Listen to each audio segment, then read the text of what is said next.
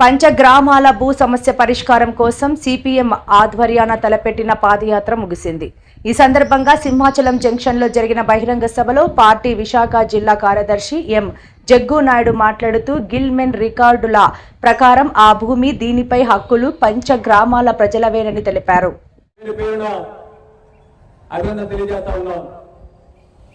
మన పోరాటం వృధా కాదు, మన ఆందోళన వృధా కాదు.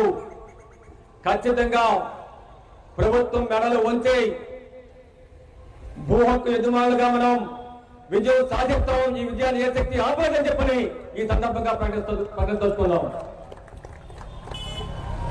పాదయాత్రలో మనం ఏం డిమాండ్ చేశాం? అనేక కష్టాలకి నష్టాలకి వచ్చి లక్షల రూపాయలు ఖర్చు పెట్టి ఇల్లు కట్టుకున్నాం. కొందరు అప్పులు చేశారు, చిన్న చిన్న ఆస్తులు అమ్ముకున్నారు. కొంతమంది తమ జీవితం అంతా సర్వీస్ చేసి రిటైర్మెంట్ డబ్బులతో ఇల్లు నిర్మించుకున్నారు.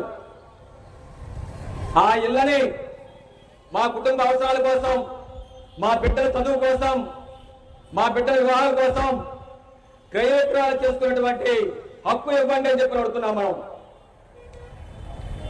అంతేకాదు, ఇల్లు నిర్మాణం జరిగి దశాబ్దాలు కలిసి కుటుంబాలు పెరిగాయి కాబట్టి మా ఇళ్ల మీద ఇల్లు కట్టుకోవడం కోసం, మా ఇల్లు విస్తరించడం కోసం అనుమతి ఇవ్వమని చెప్పి మనం డిమాండ్ చేస్తున్నాం. దశాబ్దాల తరపు ఇల్లు కట్టుకున్నాం, మరమ్మతులు గురయ్యాయి కాబట్టి మా డబ్బులతో మేము మరమ్మతులు చేసుకుంటాం, ఆటంకాలు పెట్టొద్దని చెప్పని మనం డిమాండ్ చేస్తాం. ఈ డిమాండ్స్ తో ఈ పాదయాత్ర మనం నిర్వహించాం. అంతేగాని మనం అధికారం అడగలేదు, కొత్తగా భూమి అడగలేదు, కొత్తగా ఆస్తి అడగలేదు.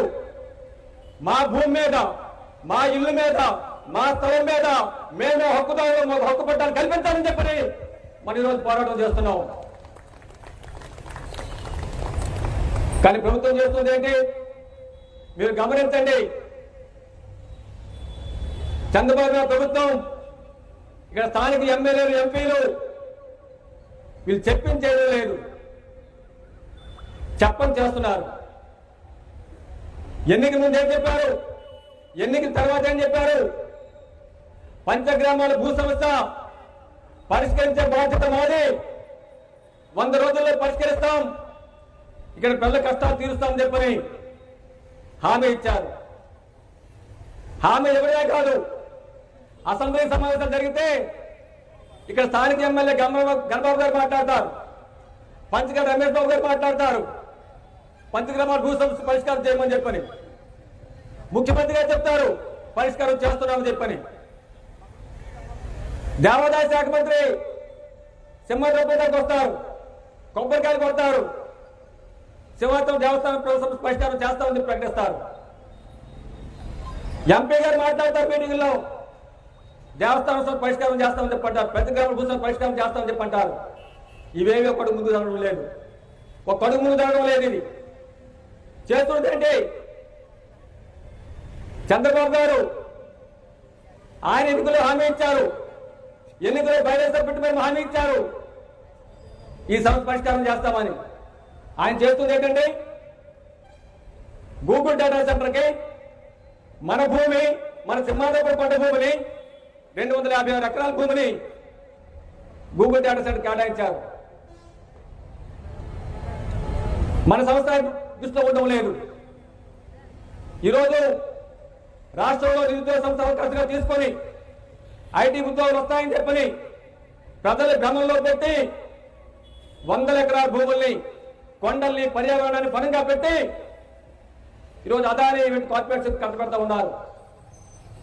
ఇదే చంద్రబాబు నాయుడు ప్రభుత్వం 2014లో మధురవాడ ఐటీ చెత్తలు హిల్ నెంబర్ 3లో 400 ఎకరాల భూమిని అదానికి కేటాయించింది. ఆ రోజు ఒప్పందం ప్రకారంగా 44,950 మందికి ఉద్యోగాలు వస్తాయన్నారు. 2014, 2026లో ఉన్నాం, అసలు నిర్మాణమే జరగలేదు. అక్కడ భూమి అలాగే ఉంది, భూమి అలాగే చేతిలో ఉంది, ఒక్క ఉద్యోగం రాలేదండి, ఒక్కరికి ఉద్యోగం రాలేదు. భూమి మాత్రం 400 ఎకరాలు అదాని చేతిలో ఉన్నాయి. మళ్ళీ అదానికి భూ కేటాయింపు అంటే ప్రజలు వ్యతిరేకిస్తారు కాబట్టి గూగుల్ రంగంలో తీసుకొచ్చి 601 ఎకరాల భూమిని కేటాయిస్తున్నారు. ఆ భూమిలో మన సింహాచలం దేవస్థానం భూమి 250 ఎకరాలు ఉందండి. మీ స్థానిక ఎమ్మెల్యే గణబాబు గారిని, పంచగడ్డ రమేశ్వరరావు గారిని, ఎంపీ భరత్ గారిని సిపిఎం పడే ప్రశ్నిస్తున్నాం. మీకు ఏమైనా సిగ్గుందా పడుతున్నాం మేము? మీకు ఏమైనా సిగ్గుందా పడుతున్నాం? ఎందుకంటే మిమ్మల్ని నమ్మి ఓట్లేసి గెలిపి ప్రజానికానికి, పంచగ్రామ భూ సంస్థ ప్రజానికానికి 2 లక్షల మంది ప్రజల భూ సంస్థ మీద పరిష్కారం చేయకుండా మీ కళ్ళ ముందే 100 ఎకరాల భూములు కట్టబోతా ఉంటే మీకు ప్రశ్నించే దమ్ము లేదని అడుగుతున్నాం. మేము ప్రశ్నించాలి కదా, అడగాలి కదా, అడిగి మన ప్రజలు న్యాయం చేయాలి కదా. ఇది మీరు చేయడం లేదు. భరత్ గారు ఏం చేస్తారండి? భరత్ గారు చెప్పారు మేము భూ సమస్య పరిష్కారం చేస్తామని చెప్పని. ఆయన మన సంస్థ పక్కన పడిస్తాడు. ఆయన ఏం చేస్తున్నాడు? ఎండాడ రుషికొండ ప్రాంతంలో 54.79 ఎకరాల భూమి అండి. 10 సెంట్లు కాదు, 20 సెంట్లు కాదు, సుమారు 55 ఎకరాల భూమి, ప్రభుత్వ భూమిని గీతం యూనివర్సిటీ కోసం కబ్జా చేసి దాన్ని క్రమబద్ధం చేసుకుంటాడు ఆయన. ఎన్నికలు మనకి మాత్రం మన సంస్థ పరిష్కారం చేస్తా ఉన్నాడు. అధికారం మన చేతిలో పెడితే మనం పక్కన పెట్టి ఆయన ఆస్తులు క్రమబద్ధం చేసుకుంటాడు. ఆయన ఆస్తి కాదు, ప్రజల భూములు కబ్జా చేసి క్రమబద్ధం చేసుకుంటారు.